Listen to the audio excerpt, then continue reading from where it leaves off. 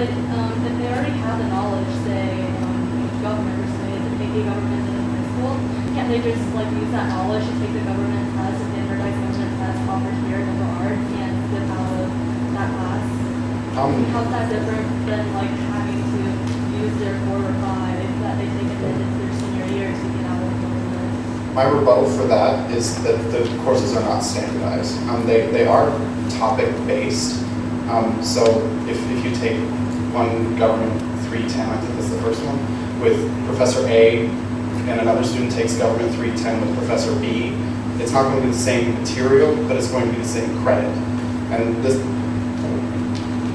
Well, wouldn't that like make more sense for the students to take those classes then? Because here we offer like Texas government, and then we also offer U.S. government, which are a little different than what you might have had in high school, and which are I think a little different, or might have been a little different than what you used to hear in that one. So would they need to take those classes? I don't want to undervalue the quality of the AP exam. Just because it's a different topic material doesn't mean it's not valid.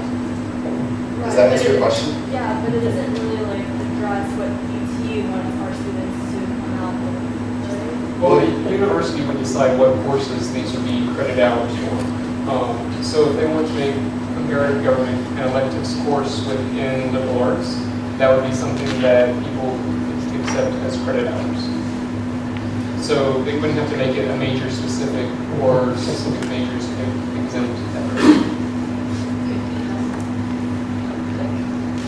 Speaking of what you were speaking from my position in the Natural Sciences Council initiative, any attempt to contact the departments in which the tests that you would be considering would be implemented to see if there's reasons why a level of rigor has been excluded in the past? We're not prescribing that these scores be taken. Right. We are simply offering examples, saying these are exam scores that aren't currently accepted, and we would like a reconsideration of basically everything. Yeah, I understand it's considered. I just think it would be interesting to know that information. That's why I Duly noted. Thank you. Did you also consider like policy regarding these tests? Like I know if you claim AP or IB, there's a fund that if you finish on time, you get money back from the state. And if you claim one of these, you're no longer eligible. So if they're looking at the policy of like, if you ask for the rest of these, how it'll affect students? I think what you're referencing is the under 125 hours. AP scores don't nullify that. I had to waive my rights to that if I claimed credit. If you claim credit, I didn't. Well, the way that works is you claim credit and then it counts for a course. If you take a certain number of hours that aren't required for you to read above 125 or something, you're no longer eligible for that award. I don't think, if you are accepting credit for courses that you don't need, that's a different issue. Are you talking about the $1,000? It's just, I just wanted to be finished on time, and the only thing I claimed was my English courses, and I had to waive my rights to it because I claimed AP or IB. I don't think I know what you're talking about then. Yeah. Do you know what that's called? By the chance? It's called tuition rebate. No, one thing There's a bill on the floor to amend that currently. There's a bill on the floor to make it to where all dual credit courses and all AP courses are not included in that total. I'm not sure of the status of that bill currently, but As just a side point, I came in with 1 year worth of credit, which exempts me from paying 1 year of tuition, which I feel is more money saved than the $1,000 tuition rebate. Okay, that is time for Q&A. Is there which one to use? Great. So you can take these back to your councils. Come back with questions. And with that, our last piece of your business, SB 1006, the 2011 and 2012 executive board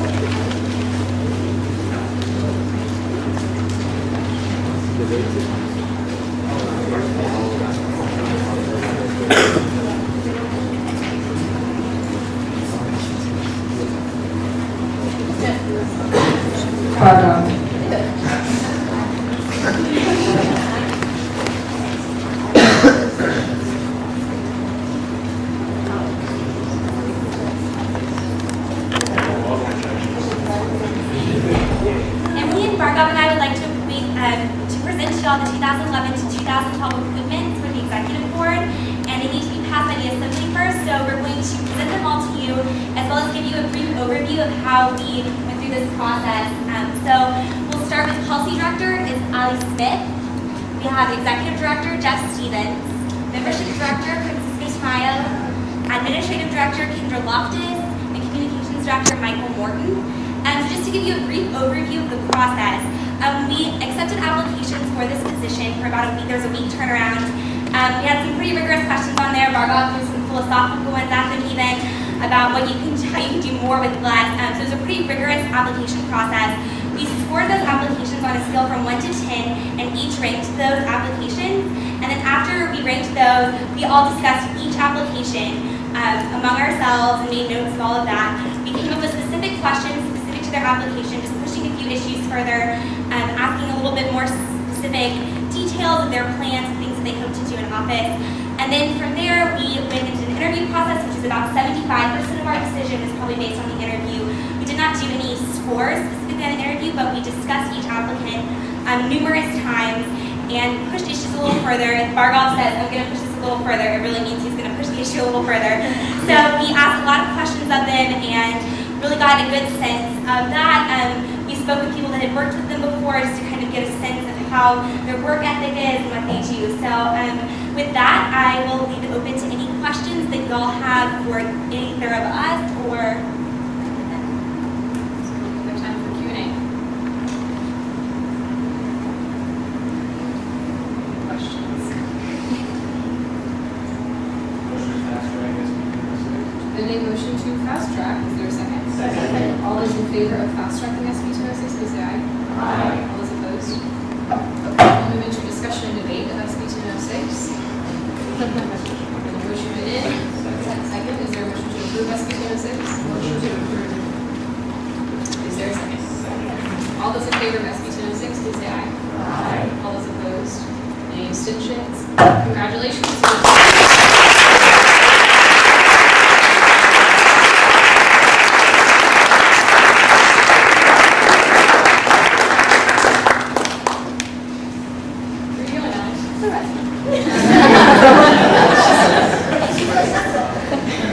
Okay, moving on to council announcements, we have Ashley Jennings from Communication Council. Hey guys, so next week is the College of Communication Week sponsored by Communication Council, and we have a huge plethora of events. It's an extravaganza of communicating. So let me just go over those really fast for you.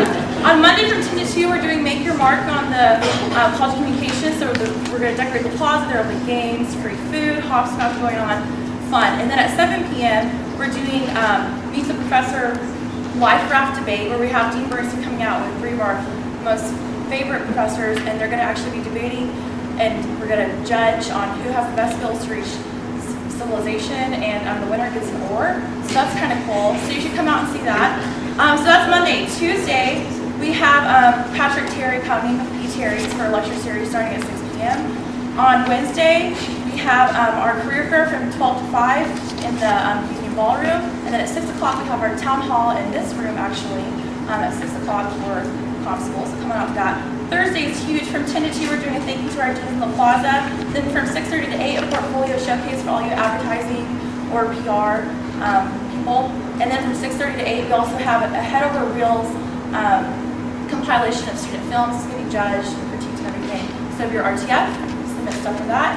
And then on Friday, we have a huge Come Get Your Act On talent show from 6 to 8. And that's in the evening. And during the day, we have a CSD Carnival. It's a buddy day kind of event where we're pairing up with children from our CSD department. So that's from 3 to 5 on the plaza. I have flyers that we'll be passing out, and there's going to be a plethora of emails coming out at you as well. So anyways, come on out to our events. Thanks, guys.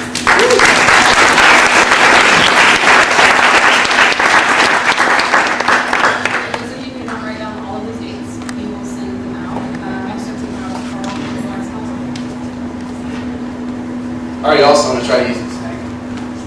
Is it working? Okay, there we go. So I just want to start off by congratulating the presenters of the legislation tonight. I've never seen a gauntlet like that. Well done. Y'all did a really good job handling all the tough questions that everybody had. So, but now on my update.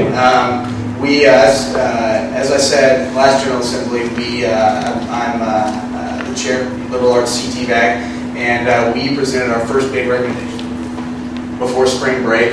And I actually just want to report a little bit. We'll be meeting with our dean sometime in the next week or two before he makes his final decision. But he did tell me kind of in passing this morning, which I think is pretty cool, that his decision making has been significantly changed, at least on one issue, based on our recommendations. So I think that's pretty cool. It's certainly something that I know for people that might be kind of disheartened by these budget cuts, I think it's cool to see that CTVAC can and will work. So for those of you that are working CTVACs, just keep at it. Thanks.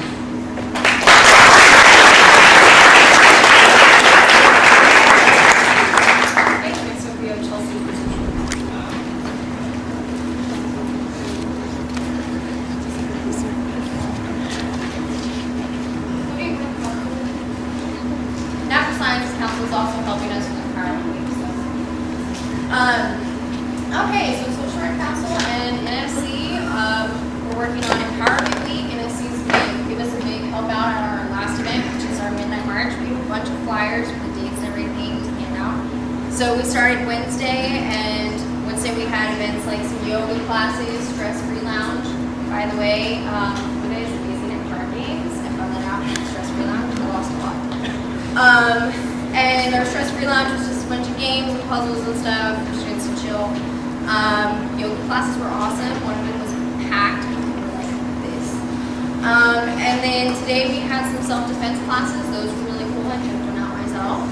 And tomorrow is our Suicide Prevention Awareness Day. So we've got a seminar called Be That One. It's going to be here in the SAC. Let me check it out. That's going to be SAC 3.106. And it's going to be on like signs of suicide and that kind of thing. And then we're also, like I said, the big Midnight March. So we'll be walking around campus.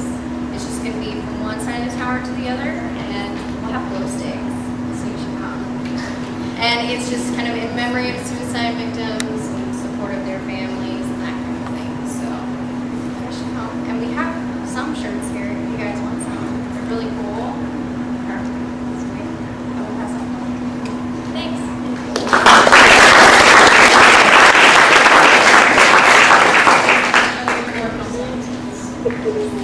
Okay, moving on to executive reports. An investor Texas update. I really just wanted to thank all of the council members and senate members who helped and came out. That was a great success. I know that a lot of legislators and meeting with students were really impressed, and just so we all know it is making a difference. And I know some of us in the Alex Stadium testified on some of the hearings that were happening. So again, thank you. These weekly meetings will continue on. I think the next thing I'm coming up is a letter writing campaign. So stay tuned. Tomorrow we do have our Student Advisory Council to the Provost meeting at 9 a.m. in Main 201 in his office. Presidents, if you can't come, please try to send a rep. It is my last Provost meeting. It's also Alan's birthday, so don't get crazy.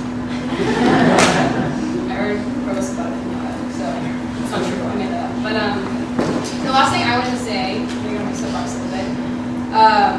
We spent approximately 27 minutes debating one resolution tonight, and I just want to thank, it's times like that I'm really proud to be around this assembly, because this is really the at-larges. I know sometimes it seems tedious, but everyone here is charged with a very specific task of representing a very specific group of students. It's good to see everyone take that to heart and take that seriously and protect those students. So I just want to thank you guys. Good job. Next up, we have Graham Griffin with at-large.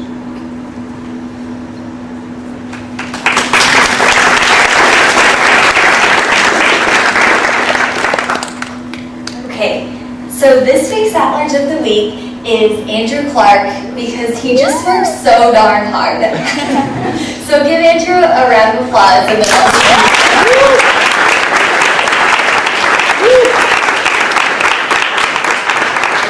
think this is the first time we've ever had an at-large nominated by 2 different committee chairs.